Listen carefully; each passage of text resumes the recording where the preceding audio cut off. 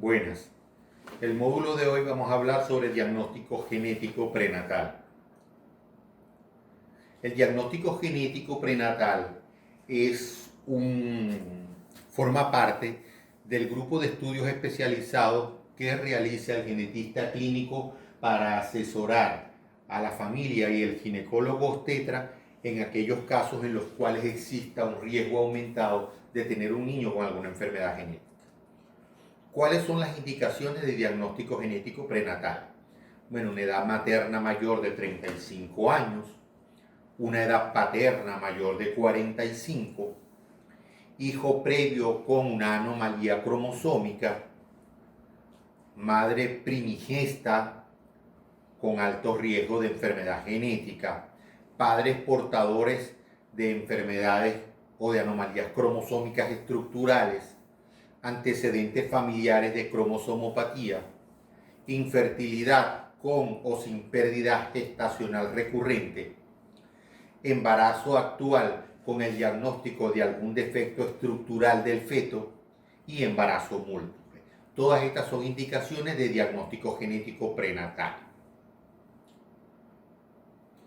Las técnicas de diagnóstico genético prenatal se dividen en dos grupos, aquellas que son no invasivas y aquellas que son invasivas. Las técnicas de diagnóstico genético prenatal no invasivas generalmente las realiza o las solicita el ginecólogo obstetra durante el embarazo. De esas técnicas está la ecosonografía y las muestras de sangre materna para estudio serológico. Las invasivas, la amniocentesis, que es por mucho la más frecuente, la fetoscopia, la muestra de sangre fetal a través de cordocentesis o funiculocentesis y la biopsia de vellosidades coriales. Todas estas para realizar cariotipo del producto. ¿Cuáles son las técnicas serológicas no invasivas? Tenemos el doble test que se realiza entre la semana 7 y la semana 14 del embarazo, que consta del estudio de la proteína plasmática asociada al embarazo tipo A, llamada PAPA, y la fracción de la hormona gonadotrofina coriónica. Esta se realiza en el primer trimestre.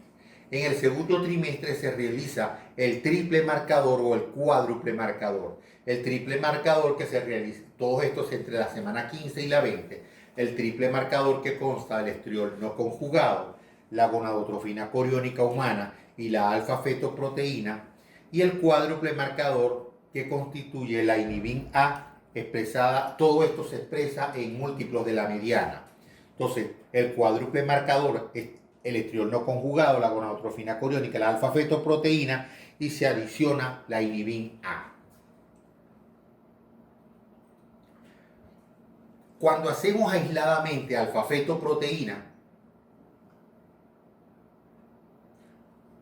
podemos conseguir lo siguiente.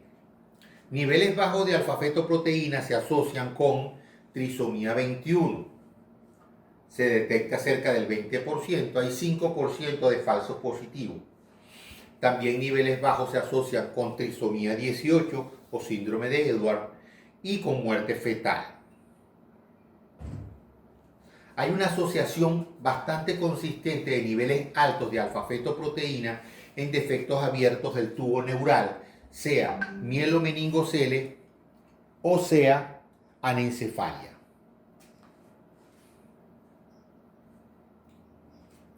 Asociación probable de niveles altos de alfa-fetoproteína con atresia esofágica, con páncreas anular, gastrosquisis, onfalocele, riñón poliquístico y uropatía obstructiva. La triple prueba, cuando aplicamos la triple prueba, niveles bajos de alfa-fetoproteína, estriol no conjugado y niveles elevados de gonadotrofina coriónica humana, se asocia con trisomía 21 o síndrome de Down.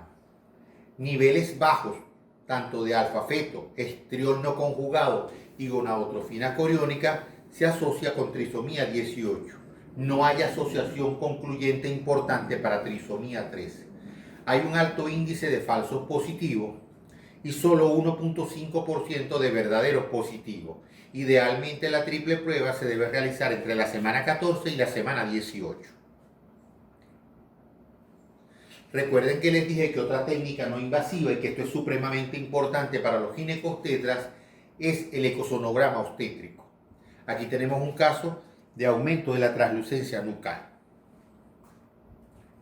Ok, ¿cuáles son los marcadores ecográficos para síndrome de Down? ¿Qué importancia tiene? Dese cuenta que los marcadores ecográficos se presentan en el 70% de los fetos con síndrome de Down. Sin embargo, menos del 50% de ellos son diagnosticados durante el embarazo. La probabilidad que se presente síndrome de Down, y esto ya la sabemos, aumenta a medida que aumenta la edad de la madre. Del total de recién nacidos, 95% son de madres de menores de 35 años, de recién nacidos en total. Y es importante resaltar que el 75% de los niños con síndrome de Down nacen de mujeres jóvenes menores de 35 años. Ahora, ¿por qué ocurre esto? Porque del total de recién nacidos solamente el 5% son de madres mayores de 35 años. Mientras que los niños con síndrome de Down constituyen el 25% de madres entre 35 o 40. Entonces, dése cuenta que sí hay una relación importante de la edad materna, porque a pesar de que solamente 5% de las mujeres embarazadas están entre los 35 o 40 años, el 25% de los niños con síndrome de Down nacen de mujeres que tienen 35 años o más.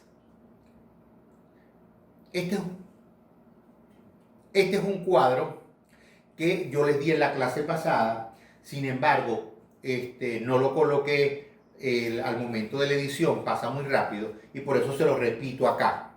Dese cuenta cómo la frecuencia de síndrome de Down va aumentando exponencialmente a medida que aumenta la edad de la madre. En aquellas mujeres menores de 20 años, el riesgo de tener un niño con síndrome de Down es de 1 en 1900. Hay que hacer la salvedad, y también lo dije en la clase anterior, que existe un pico en las mujeres adolescentes. Y dése cuenta que mayor de 45 el riesgo es de 1 en 32. Se incrementa más de 20 veces. Ahora, ¿cuáles son los signos ecográficos subjetivos de trisomía 21? Por supuesto, el aumento de la translucencia nucal, la ausencia de los huesos propios de la nariz o del hueso nasal. Y ya un poquito más adelante, después de las 13 semanas, el aumento del pliegue nucal. Hay aumento del tamaño de la lengua, sin embargo, esto generalmente ocurre cuando se asocia a un hipotiroidismo. Hay aumento del ángulo frontomaxilar. Podemos estar en presencia de un higroma quístico occipital, hipoplasia de la falange media del quinto dedo y por supuesto clinodactilia de ese mismo dedo. Es muy frecuente la pielectasia bilateral. Acortamiento de los huesos largos, el signo de la sandalia, que es una separación amplia entre el primer y segundo dedo del pie. Aquí lo que les dije de la translucencia nucal se puede observar entre la semana 10 y la semana 13. Es una acumulación de líquido a nivel de la nuca del feto. Lo normal es menor de 3 milímetros y dése cuenta cómo aumenta la frecuencia de síndrome de Down a medida que aumenta el espesor de esa translucencia nucal. Cuando está entre 3 y 3,4 milímetros el riesgo es de 11,5.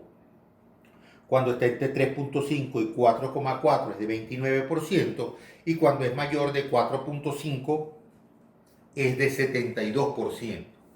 El pliegue nucal se observa a partir de la semana 14 y el valor normal es menor de 6 milímetros. Cuando es mayor de 6 milímetros, la posibilidad de síndrome de Down aumenta, y entre más grande sea, por supuesto, ese riesgo es mayor. El higroma quístico occipital, que se produce generalmente por una falta de fusión de los vasos linfáticos, se observa en el 43% de los casos de trisomía 21, 19% de los casos de trisomía 18, un 19% también de los casos de monosomía del X y 5% de los casos en la trisomía 13.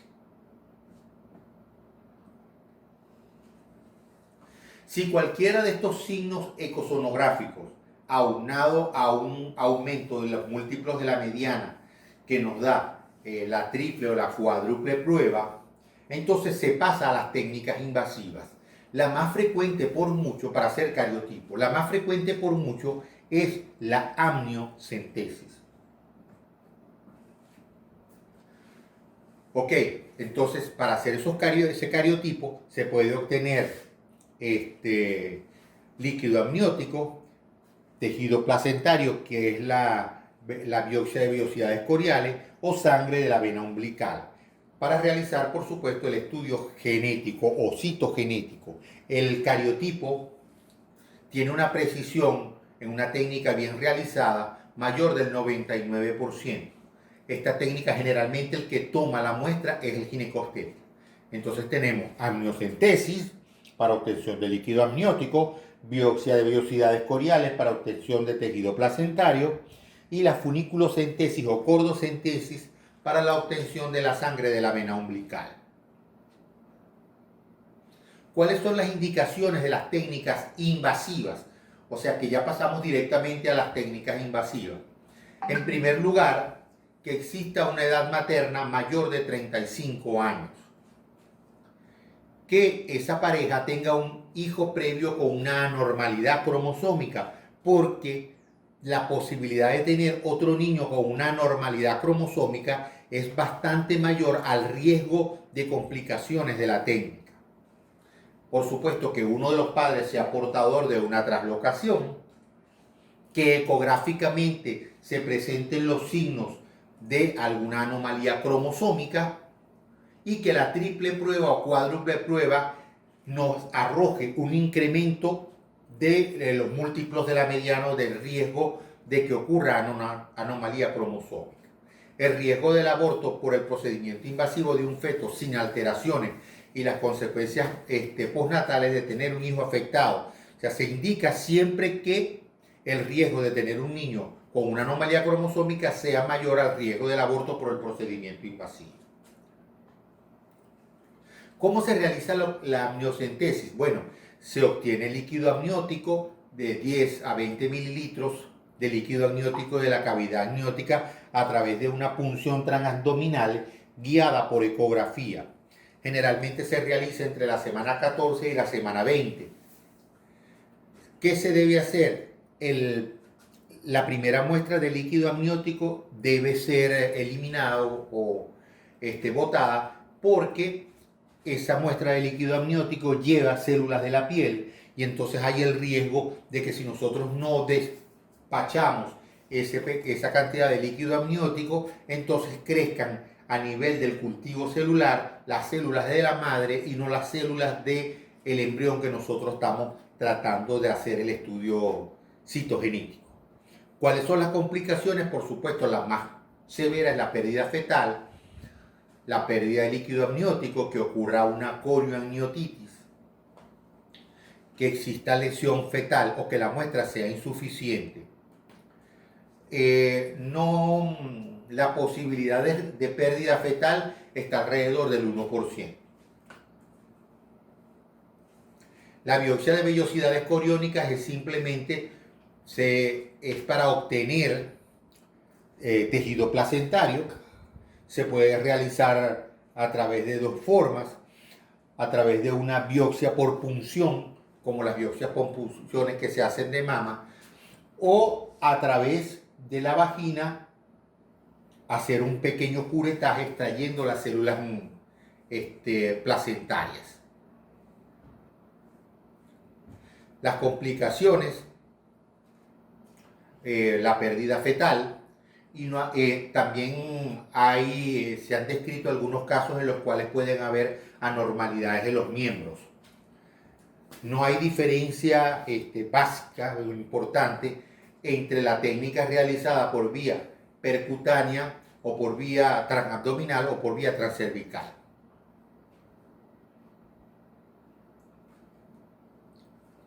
La cordocentesis o funiculocentesis consiste en la punción de la vena umbilical bajo visualización ultrasonográfica para la obtención de sangre fetal.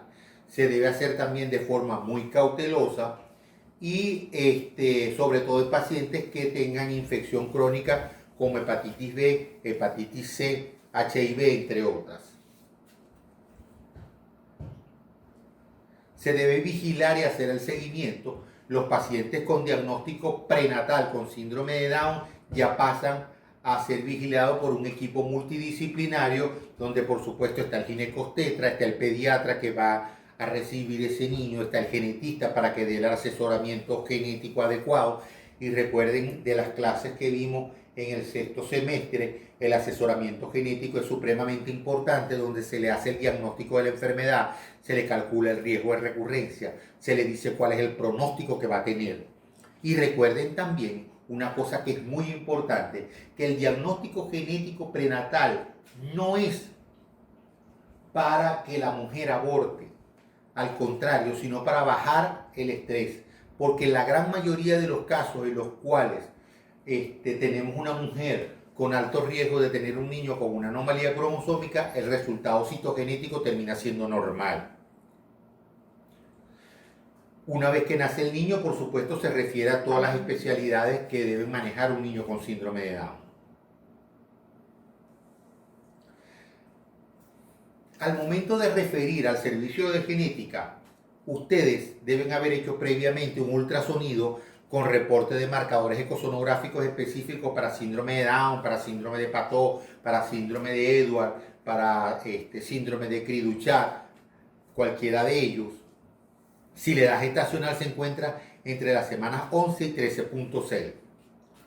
Y después de allí, después de las 18 a 20 semanas, deberá contar con un ultrasonido estructural buscando todos los marcadores del ecofenotipo de cada uno de ellos.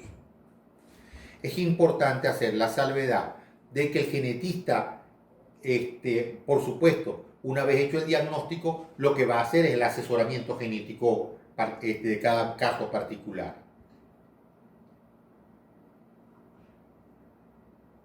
Con ello hemos terminado la clase. Dese cuenta que es una clase corta. Lo importante es que ustedes aprendan cuáles son los marcadores ecosonográficos de síndrome de Down, cuáles son las indicaciones de diagnóstico genético prenatal. Eso es importante. Y saber que muchas de estas técnicas varía la sensibilidad y la especificidad y por eso deben ser aplicadas con el respectivo cuidado. Muchas gracias por la atención.